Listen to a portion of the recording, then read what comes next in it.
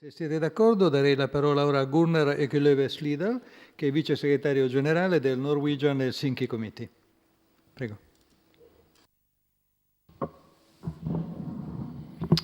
Thank you very much, and thank you for inviting me to this important event in Rome. I am from the far north of Europe, and we have a fairly simple view of the world, I guess. After the Second World War, because of the horrors of that war, several international institutions were established or reformed, and they were based on certain values, certain rules, and some of the main principles had to do with respecting the dignity of people. And it's hard for national authorities to live by these values and these rules, and that's why I think the United States and Europe at that time were quite wise in giving certain powers to international institutions so that they could hold national states into account. At this time, I think much is at stake because we see that many international institutions are undermined, are challenged in different ways, and they have a hard time living up to their task of holding the national authorities to account. My organization, the Norwegian Helsinki Committee, was one of the offsprings of this wisdom of the world after the Second World War. It was established when the whole of Europe said yes to human rights in Helsinki in 1975. It was the first time that the Soviet Union said, okay, we'll respect civil and political rights. Of course, they had fingers like this, but they said it. And that was also the start of the OSCE, the Organization for Security and Cooperation in Europe. We mainly operate in authoritarian countries like Russia, Belarus, Azerbaijan, Kazakhstan, to a certain degree Uzbekistan and Turkmenistan, even though we are not permitted to come into these countries. We try to influence them from outside. Having this background from seeing how these countries operate, seeing how police operate, how corrupted they are, you get sometimes a little bit surprised when you meet authorities in your own countries or in other democratic countries, because they often think that police in those countries think and act more or less the same way as they do.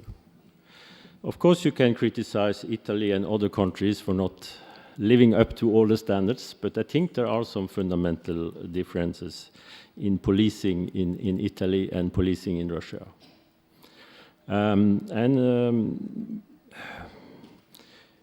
We were brought into this with Interpol by a whistleblower in the National Central Bureau of Interpol in Norway, exactly because he thought his colleagues were much too naive, not only related to red notices from Interpol, but also processing bilateral requests for information on certain individuals living in Norway from Russia. He said that it's maybe the perception here that the foreign ministry deal with these countries and deal with democracy in these countries and human rights in these countries. We are here to do our task, and that is to process as many requests as efficiently as possible. And in the end of the day, our success will be rated by how much we did in terms of finalizing cases. So for some of these professionals, the idea that by processing some of the cases, they might become complicit in human rights violations, it was not, at least in the forefront of their consciousness. Because of this whistleblower, we were invited to the staff of the National Bureau to try to make their competence on police abuse in our big neighbor to the east, Russia. Simply to tell them that there might be some politically motivated cases coming to their desks. There might come some cases related to corruption, which is not really a criminal case, which they should deal with, and that they should become more critical, more skeptic. So we had a 2-hour discussion with them, showing them some documentaries about police abuse in Russia. We didn't show them the worst examples, but some fairly simple examples, which has also been shown, by the way, by some Russian channels.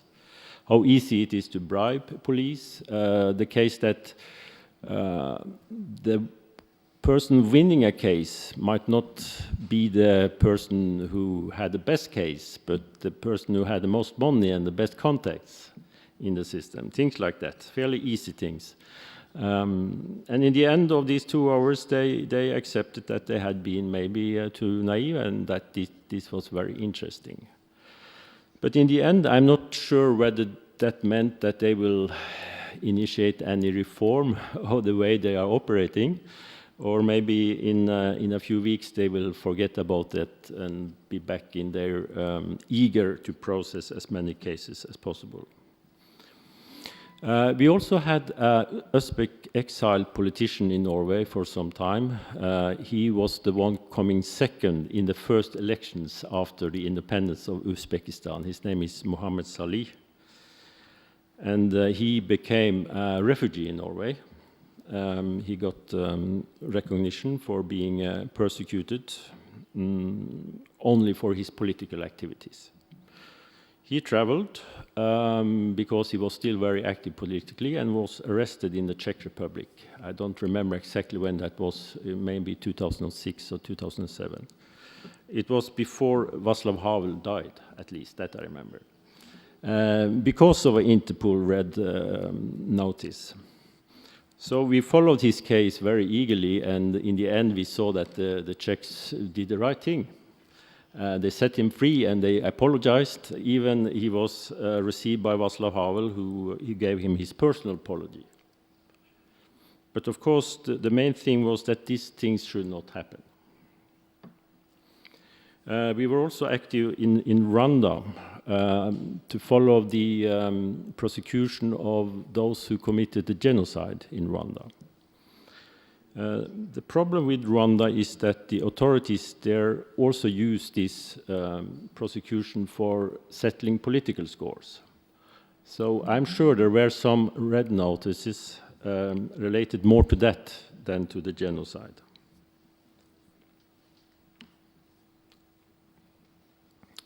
As you know, during the last 2 years, there has come a wave of new, very restrictive laws in Russia. And Russia is often setting a precedent for the other post-Soviet countries in terms of restrictive laws and practices. And I'm very concerned that some of these laws actually match the seriousness threshold of Interpol. If you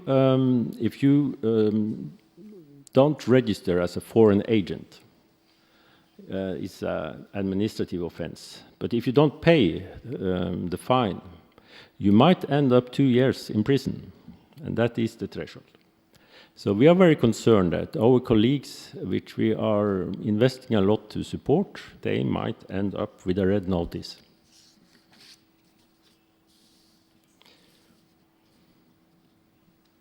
So this is far from a theoretical problem. It's a problem who can affect many of our colleagues, those who are trying to promote human rights, independent journalists, opposition politicians. I think the reports coming from Open Dialogue and Fair Trials has changed the situation for Interpol a little bit. I think inactivity is not an option. I think people clearly see that something has to be done to defend Interpol and the whole system it represents, which is inherently good. But with the extent of abuse that we see, something has to be done. We are also involved in a campaign related to Olympic Games in Sochi. And I think the Olympic movement is also in a similar position. Their values are undermined very seriously by the way the Olympic Games in Sochi is prepared and arranged. It's not what we like Olympic Games to be, that you don't pay the wages of those who build the arenas, you destroy the nature, you don't accept those who are criticizing. So we have this fight on different arenas related to different international institutions and organizations. So what to do? My friend, the whistleblower in the Norwegian Interpol, he said it's very hard to change the culture of professionalism in police because they are trained the way they are. They have this task, they have this file, they want to finish, and you are like sand in the machinery. So it's not so easy for you to make an attractive case of changing the way they are working and the way they are cooperating with police in other countries. So the question is whether Interpol in itself can reform sufficiently, or whether we will see that they will respond to the criticism, but not in an effective way. I am a little bit concerned that there will be some changes, but they will not solve the problem. So in his view, and I don't know whether, I'm not really convinced what will be the solution, but we have the same problems with other organizations. Should you have more realistic sanctions against the countries that abuse? I mean, there is apparently possibilities already as it is in the rules that you can sanctions, you can limit the access to information or to put information in the Interpol files. And you, of course, you have the possibility of excluding countries from this kind of cooperation. That's very drastic, and that might not be necessary, but it's worth thinking in this drastic terms as well, because the problem is very hard and difficult to solve. That was my simple message from the northern part of Europe. We are simple-minded because it's either very cold up there or it's very warm. At least we dream about the warm weather. I think we have to be a little bit simple about this issue. Because it's a lot at stake, and we have to, as Europeans, I think, be much more resolute in defending the values that we have chosen. Thank you.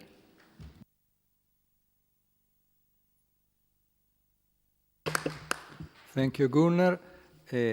Sì, viene appunto da quella nord Europa dove c'è anche Helsinki, e bene ha fatto Gunnar a ricordare che la sua organizzazione, così come il Comitato Italiano Helsinki per i diritti umani, prendono il nome da quella città dove nel 1975 furono firmati gli accordi per la sicurezza e la cooperazione in Europa, il cosiddetto atto finale di Helsinki, che legavano i diritti umani come condizione essenziale per potersi fidare degli altri Stati. Quindi il disarmo, la cooperazione in tutti i campi, condizionati in qualche modo dal rispetto dei diritti umani. C'è ancora molta strada da compiere in questo. Io credo che a Gunnar, così come alle altre organizzazioni presenti oggi, noi possiamo chiedere di iniziare da qui un percorso di collaborazione, un network per affrontare la difesa dei diritti umani a livello internazionale anche in questa prospettiva, che è quella di monitorare esattamente come l'Interpol nel caso specifico venga abusata da troppi stati per perseguire persone per motivi politici. Credo che faremo altri passi in questa direzione.